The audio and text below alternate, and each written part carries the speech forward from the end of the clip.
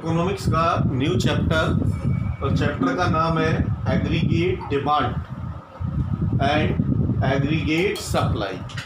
Chapter का नाम है aggregate demand and aggregate supply. Aggregate का मतलब होता है टोटल डिमांड ऑफ इकोनॉमी, कि हमारी इकोनॉमी में कितनी टोटल डिमांड है। क्योंकि हम मैक्रो पढ़ रहे हैं तो मैक्रो के अंदर जो भी हम पढ़ते हैं वो एग्रीगेट लेवल पे पढ़ते हैं। एंड एग्रीगेट सप्लाई, कि हमारी इकोनॉमी में टोटल सप्लाई कितनी है।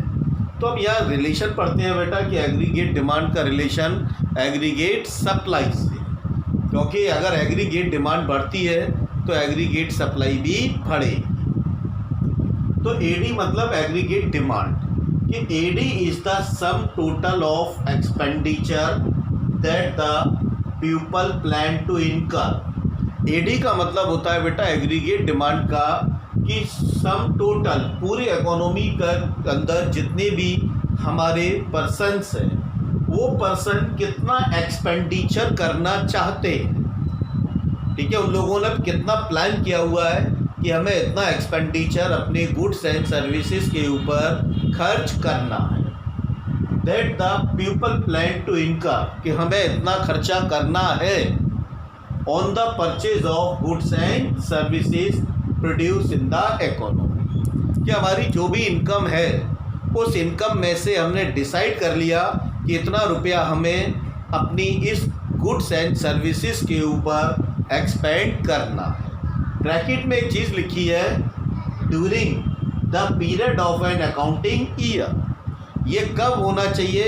एक अकाउंटिंग ईयर में होना चाहिए, within one accounting year, corresponding to their different level of income. इसका रिलेशन हमें इनकम से लेना है कि डिफर इनकम पर एक कंज्यूमर कितना एक्सपेंडिचर करना चाहता है। तो यहाँ बेटा हम इसका रिलेशन इनकम से लेंगे, क्योंकि जब भी कोई पर्सन एक्सपेंडिचर करता है तो उस एक्सपेंडिचर का रिलेशन उसकी इनकम से होता है। अब हम यहाँ एक शेड्यूल के थ्रू उसको समझेंगे। तो शेड्यूल में मैंने यहाँ लिया है वाई का मतलब इनकम। यहाँ लिया है मैंने एग्रीगेट डिमांड। एग्रीगेट डिमांड का मतलब है जितना एक्सपेंडिचर हमने प्लान कर लिया है, कितना एक्सपेंडिचर हमें करना है। सबसे फर्स्ट सिचुएशन बताती है कि अगर इनकम 0 है तब भी हमारा एग्रीगेट डिमांड 30 है। तो क्वेश्चन आता है कि भाई अगर हम इनकम हमारी 0 है तो हम उसके ऊपर एक्सपेंडिचर कैसे कर सकते हैं 0 लेवल इनकम पर। तो बेटा जब 0 लेवल इनकम होती है तो कोई भी पर्सन सरवाइव करने के लिए, अपने आप को जिंदा रखने के लिए अपने को कुछ ना कुछ उसको खाने की ज़रूरत पड़ती है। तो 0 इनकम पे भी एग्रीगेट डिमांड होती है। तो क्वेश्चन आता है कि वो एक्सपेंडिचर को कहाँ से मीट आउट करता है। तो उसके 2 ऑप्शन उसके सामने हैं कि अगर उसने सेविंग की हुई है तो वो सेविंग से अपने एक्सपेंडिचर को पूरा करता है सर्वाइव रहने के लिए। अगर उसके पास सेविंग नहीं है तो भी अपने सर्वाइव करने के लिए, खाने के लिए वो बोरोइंग्स करता है। ठीक, तो ये 2 चीज़ें उसको करनी ही करनी है। तो 0 पे क्या होता है बेटा? एग्रीगेट डिमांड रहती है। अब 0 से इनकम बढ़ के 20 हुई, अब भी एग्रीगेट डिमांड 35 है। कि मान लो कम कमा रहे हैं लेकिन जो सर्वाइवल का खर्चा है उससे ज़्यादा है, तब भी एक्सपेंडिचर होगा। अब इनकम 40 हो गई तो बेटा एग्रीगेट डिमांड भी कितनी है? 40 है। इसका मतलब जितने उसने अर्न किए पूरे 40 रुपये उसने कंजम्पशन पे खर्च कर दिए। अब उसकी इनकम 60 हुई, अब उसका एक्सपेंडिचर 45 है। तो बेटा इनकम 60 है, एक्सपेंडिचर 45 है। इसका मतलब 15 रुपीज़ की अब वो सेविंग कर रहा है। क्योंकि नॉर्मली हम जो भी अर्न करते हैं उसे पूरा एक्सपेंड नहीं करते, उसमें से कुछ सेविंग अपने पास रखते हैं। इनकम 80 हुई, 50। तो अब जैसे जैसे इनकम बढ़ रही है तो कंजम्पशन तो एडी तो बढ़ रहा है, लेकिन इनकम की जो स्पीड है बढ़ने की उस स्पीड से एग्रीगेट डिमांड नहीं बढ़ रही है। क्यों नहीं बढ़ रही है? क्योंकि लोग अब सेविंग कर रहे हैं। तो ये रिलेशन है बेटा इनकम का और एग्रीगेट डिमांड का। अब इस ग्राफ से हम इसको समझेंगे। एक्स एक्सिस, तो ये यहाँ मैंने ले लिया एग्रीगेट डिमांड और यहाँ ले लिया मैंने वाई, एक्स एक्सिस पे लिया वाई, वाई का मतलब इनकम, ये इनकम है। और यहाँ मैंने एग्रीगेट डिमांड ले लिया 40 तक ले लिया।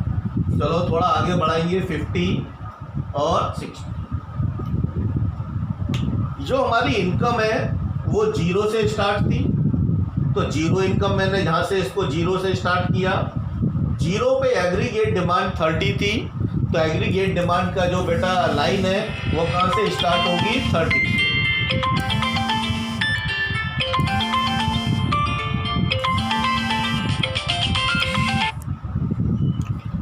तो ये 0 से स्टार्ट होगी इनकम और एग्रीगेट डिमांड 30 से। इस पॉइंट पे आके तो शुरुआत में बेटा जो हमारी इनकम है, ठीक है, वो कम है और एडी ज़्यादा है। तो शुरू में एडी ऊपर है और शुरुआत में इनकम नीचे। लेकिन 40 पे जब आए तो हमने देखा कि भाई 40 हमारी इनकम है और 40 हमारी एग्रीगेट डिमांड है। इसको इस तरीके से करके दिखाते सकते हैं ये। तो यहाँ पर इनकम और एग्रीगेट डिमांड अगर बराबर हो जाती है तो उसे हम इक्विलिब्रियम पॉइंट कहते हैं। कि इक्विलिब्रियम का मतलब है जितनी इनकम है उतना ही हमारा एक्सपेंडिचर है। और अगर इससे हम आगे जाते हैं तो इसके आगे जाके बेटा सेविंग स्टार्ट हो जाती है कि 60 खर्च अर्न हुआ, 45 खर्च किया, 15 रुपये सेविंग के हो गए। तो अब जो एग्रीगेट डिमांड हमारी नीचे आ गई, अब इनकम ऊपर है। क्यों नीचे है? क्योंकि बीच का हिस्सा बेटा क्या है, सेविंग।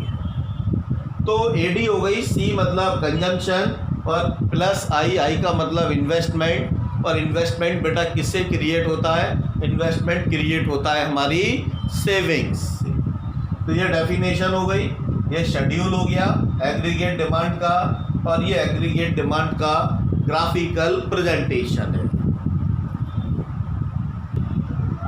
अब बेटा पढ़ते हैं कंपोनेंट्स ऑफ एडी। तो कंपोनेंट्स ऑफ एडी जब हम पढ़ते हैं तो उसके दो कंडीशन है बेटा।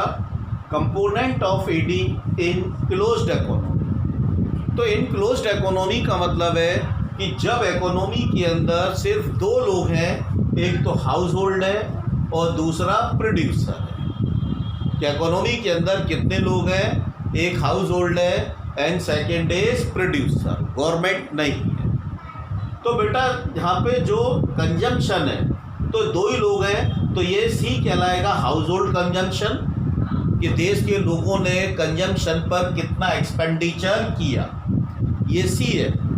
प्लस जो प्रोड्यूसर है वो गुड्स एंड सर्विसेज को बना रहा है, तो वो भी एक्सपेंडिचर करता है, वो भी इन्वेस्ट करता है, तभी हमारी गुड्स एंड सर्विसेज प्रोड्यूस होती है। तो आई मतलब इन्वेस्टमेंट, प्रोड्यूसर इन्वेस्टमेंट एक्सपेंडिचर।